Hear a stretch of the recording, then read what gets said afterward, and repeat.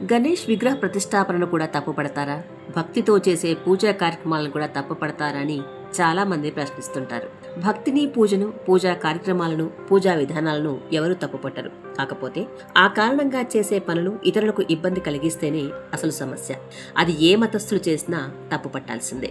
ఇక్కడ మాట్లాడుకోవాల్సిన ప్రస్తుత విషయం ఏంటంటే, తన ఇంటికి ఆనుకునే అనుమతి లేకుండా గణేష్ మండపాన్ని ఏర్పాటు చేయడాన్ని సవాల్ చేస్తూ మేడ్చల్ మల్కాజిగిరి జిల్లా సికింద్రాబాద్ ఎంఈఎస్ కాలనీకి చెందిన ప్రభావతి అనే 80 ఏళ్ల వృద్ధ మహిళ హైకోర్టులో ఓ పిటిషన్ వేశారు. ఈ సందర్భంగా గణేష్ మండపాల నిర్వాహకులకు హైకోర్టు కొన్ని మార్గదర్శకాలు కూడా విడుదల చేసింది. 1. గణేష్ మండపాల వద్ద కాలుష్య చట్టంలోని నిబంధనల ప్రకారం సాయంత్రం 6 గంటల నుండి రాత్రి 10 గంటల వరకు మాత్రమే సౌండ్ సిస్టమ్ వాడాలి. 2. మైక్లను నిర్దేశిత డెసిబుల్ స్థాయి దాటకుండా పరిమితి పాటించాలి. 3. ట్రాఫిక్ ఆగిపోకుండా చూసుకోవాలి. 4. నిమజ్జనాల తర్వాత మండపాల ప్రాంగణాలను వాళ్లే శుభ్రం చేయాలి. 5. అంబులెన్స్, అగ్నిమాపక వాహనాలు వెళ్లేందుకు వీలుగా ట్రాఫిక్ కి అంతరాయం కలిగించకుండా మండపాలు ఏర్పాటు చేయాలి. అగ్ని ప్రమాదాలు జరగకుండా విద్యుత్ కనెక్షన్లు పక్కాగా తీసుకోవాలి. ఈ మార్గదర్శకాలను, నిబంధనలను పాటిస్తూ మండపాలు ఏర్పాటు చేసుకోవాల్సిన బాధ్యత నిర్వాహకులది. ఇతరులకు ఇబ్బంది కలిగించకుండా ఉంటే మంచిది. లేదంటే పిల్లలు, వృద్ధులు, రోగులు ఇబ్బందులు పడతారనే విషయాన్ని గుర్తుంచుకోవాలి.